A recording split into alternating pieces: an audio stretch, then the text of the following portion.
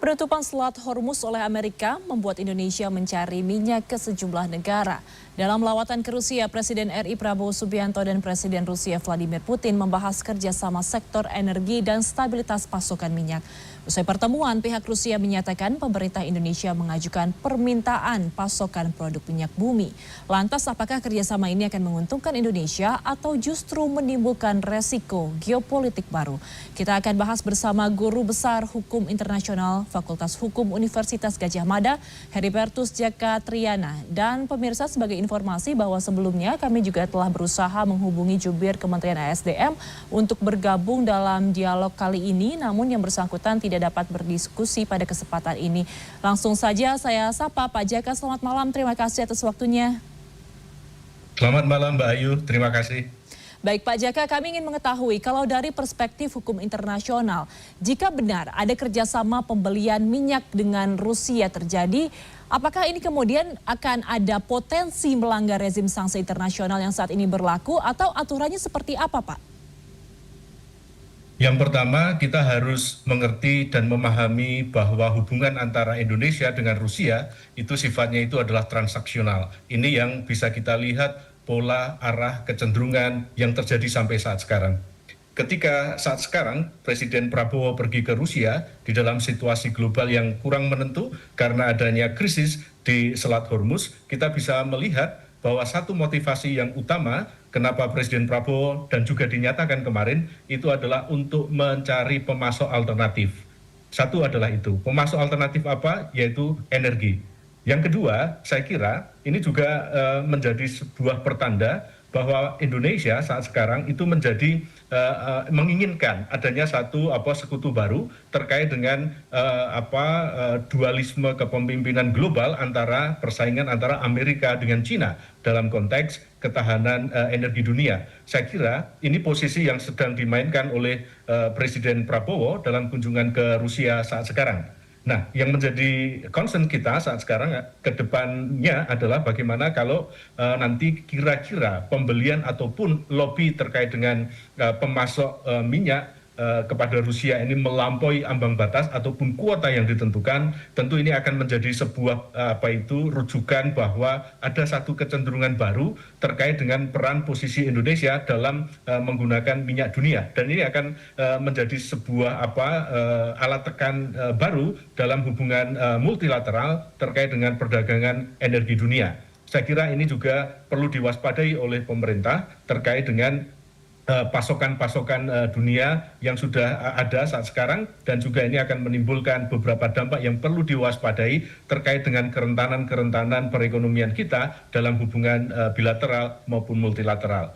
Semangat bridge saya kira ini menjadi sebuah momentum yang bisa digunakan, tetapi kita juga harus ingat bahwa ketika kita memaknai kerjasama bridge sebagai sesama negara sedang berkembang untuk menuju negara maju, ini juga perlu disikapi, diwaspadai terkait dengan kebijakan, program, lalu kegiatan di dalam negeri yang ini menguatkan struktur perekonomian fundamental negara Indonesia. Oke, Pak Jaka, kita sebelumnya juga mengetahui bahwa Presiden Amerika Serikat Donald Trump sempat meminta Indonesia untuk membeli minyak dari Amerika Serikat. Tapi dengan terjadinya pertemuan ini, kemudian statement dari Rusia yang menyatakan akan ada kontrak jangka panjang dengan Indonesia, apakah kemudian ini akan mempengaruhi hubungan antara Indonesia dan Amerika? Pasti, kenapa? Karena yang namanya hubungan bilateral berbasis transaksional itu pasti statement ataupun indikatornya adalah terkait dengan untung dan rugi dalam kategori apa kepentingan masing-masing negara, satu. Lalu yang kedua, bagaimana kedua negara ini mendefinisikan ketahanan energi mereka dalam jangka pendek, menengah, dan panjang. Saya kira ini menjadi sebuah analisis yang perlu kita pikirkan bersama-sama terkait dengan sustainabilitas dan juga availabilitas pasokan energi, ketahanan energi nasional Indonesia yang kiranya saya kira saat sekarang pemerintah sedang mengupayakan bahwa ketahanan energi kita itu bisa sustain di angka 3 bulan sampai 100 hari ketika terjadi goncangan dunia. Saya pikir ini yang sedang dilakukan oleh Presiden kita bersama Kabinet saat sekarang yang harus kita sambut baik.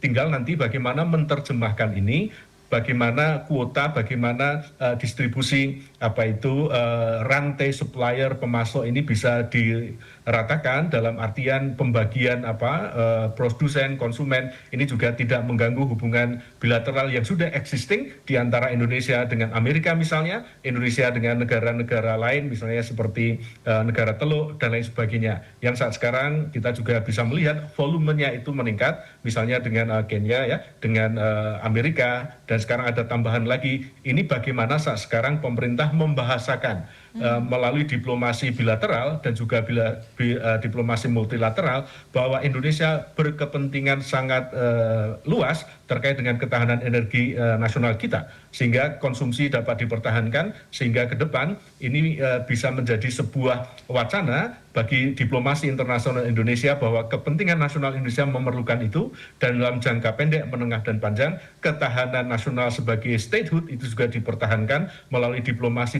yang sangat komunikatif dan menjangkau banyak pihak, sehingga para pihak dalam konteks sebagai supplier energi dunia ini bisa mengerti dan memahami, sehingga risiko-risiko terhentinya pasokan itu bisa diminimalisir dengan diplomasi yang sifatnya adalah konstruktif dan membangun confidence building di antara para supplier energi dunia tersebut. Oke, Pak JK, dari analisis Anda tadi kan mengatakan sebenarnya memang betul ada resiko-resiko geopolitik terhadap perjanjian ini. Tapi di sisi lain pemerintah Indonesia juga sedang menyiapkan atau menyiapkan langkah-langkah preventif untuk menjaga ketahanan energi di dalam negeri. Nah, tapi menurut Anda dengan resiko ini dan juga keuntungan yang diambil Indonesia, apakah ini cukup menjanjikan perjanjiannya?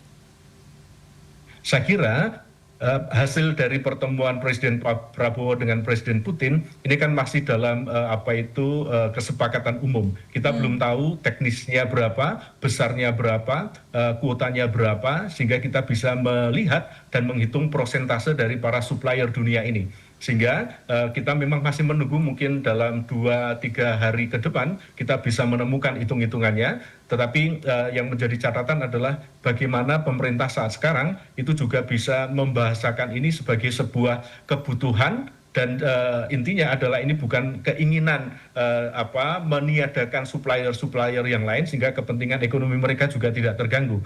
Yang patut diperhitungkan dan dibahasakan saat sekarang adalah bagaimana situasi dunia yang tidak menentu karena adanya guncangan rantai pasokan energi dunia di Selat Hormuz itu membawa dampak yang begitu signifikan terhadap ketahanan energi Indonesia sebagai sebuah bangsa yang didiami oleh banyak orang, banyak penduduk yang ini membutuhkan hal itu.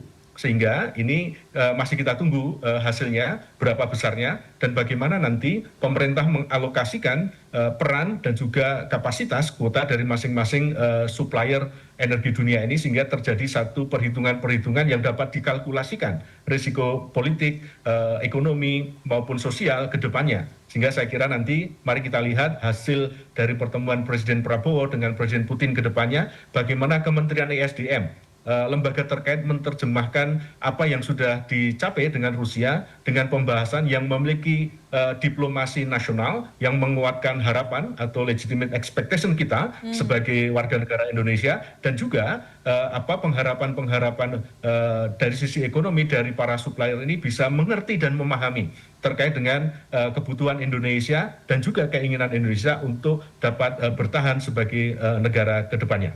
Baik, pasca pertemuan Presiden Prabowo dengan Presiden Putin begitu, pemerintah Rusia menyatakan bahwa Indonesia meminta kontrak jangka panjang untuk pasokan minyak bumi dengan harga yang terjangkau alias lebih murah. Di satu sisi ini memang menguntungkan Indonesia, tapi katakanlah jika eskalasi konflik terjadi secara global, apa resikonya untuk Indonesia? Saya kira kata-kata lebih murah ini menjadi sebuah diksi yang mari kita perhatikan, mari kita kritisi. Kata-kata terjangkau itu kan nanti imbangannya itu kan banyak sekali terkait dengan kualitas minyak, lalu juga distribusinya ya. Kalau kita lihat brand dari oil saat sekarang itu kan fluktuatif. Tapi bagaimana saat sekarang kita akan mendiskusikan, akan melihat bagaimana jasa energi yang sampai di Indonesia dari produsen itu kan melibatkan rantai pasokan dari produsen ke konsumen, dan ini melibatkan bagaimana jasa energi dalam bentuk distribusi dan juga refinery itu menjadi tambahan nilai ekonomis dari harga energi atau minyak yang dihasilkan dari Rusia. Saya kira ini juga perlu kita lihat nanti berapa besarannya, lalu juga berapa kalkulasi dari sisi transportasi misalnya, shippingnya, lalu distribusinya sampai ke kita, apakah memang benar harganya itu akan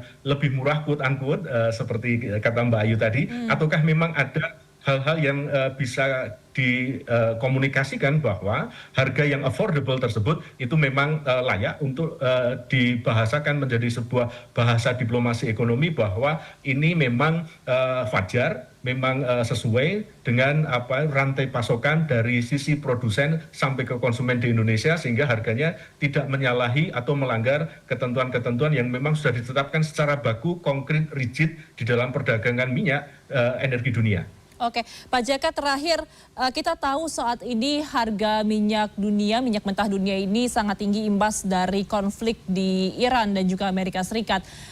Di kondisi di dalam negeri saat ini pemerintah masih menahan harga minyak mentah baik itu yang subsidi maupun juga non-subsidi untuk bisa menjaga stabilitas baik itu dari geopolitik maupun juga pasokan energi dalam negeri. Apa sebenarnya langkah strategis yang bisa Anda sarankan kepada pemerintah? Satu, apa yang sudah dilakukan oleh Kementerian ESDM bersama pemerintah patut kita apresiasi. Diversifikasi supplier saya kira ini menjadi sebuah terobosan yang patut diapresiasi, tinggal bagaimana nanti membahasakan dalam konteks eksternal para supplier negara-negara itu dengan pembahasan diplomasi nasional sehingga kebijakan apapun yang diambil oleh pemerintah terkait dengan diversifikasi supplier untuk pemenuhan konsumsi energi itu dapat diterima publik menjadi sebuah harapan-harapan yang memang tidak mengkhawatirkan dan tercukupi. Saya kira peran dari pemerintah harus mampu membahasakan ini menjadi sebuah harapan yang dapat dipenuhi dengan bahasa yang simpel, mudah dan tidak menimbulkan kepanikan di dalam masyarakat. Satu adalah itu. Lalu yang kedua, bagaimana saat sekarang kita bisa juga membangun rencana jangka pendek, menengah panjang terkait dengan storage energi yang kita miliki di Indonesia. Saya kira ini juga menjadi permasalahan teknis yang patut dipikirkan oleh pemerintah untuk membangun storage minyak ataupun kilang-kilang yang memiliki daya tampung yang lebih untuk ketahanan cadangan minyak kita dalam situasi damai ataupun bahkan saat sekarang kita harus berpikir bahwa situasi konflik itu menjadi bagian yang tidak terpisahkan dengan pembangunan yang terjadi di Indonesia dan di masa yang akan datang. Situasi damai, situasi perang ini membutuhkan sebuah afirmasi kebijakan ketahanan energi yang harus dimiliki pemerintah sebagai sarana pembangunan nasional kita. Lalu yang ketiga, bagaimana saat sekarang pemberitaan-pemberitaan terkait dengan kecukupan energi Indonesia ke depannya betul-betul harus dijaga komunikasinya supaya tidak terjadi bias persepsi ataupun miskomunikasi publik yang dapat memicu rantai ketidakpercayaan kepada pemerintah. Saya kira peran-peran diplomasi nasional itu harus digalakkan melalui semua saluran media informal ataupun media-media non-formal yang dimiliki oleh pemerintah. Sehingga sekali lagi ini akan mengakar kuat dan juga dapat diterima oleh masyarakat Indonesia. Baik, strategi komunikasi, diplomasi, negosiasi dan juga rencana baik itu jangka pendek, menengah maupun panjang yang masih harus ditunggu seperti apa nanti detailnya rigidnya oleh pemerintah Indonesia. Kita akan tunggu bersama. Terima kasih atas analisa Anda, Guru Besar Hukum Internasional Fakultas Hukum Universitas Gadjah Mada, Herobertus Jaka Triana. Selamat malam Pak Jaka, terima kasih, sehat selalu. Sugeng Dalu, selamat malam, sehat selalu.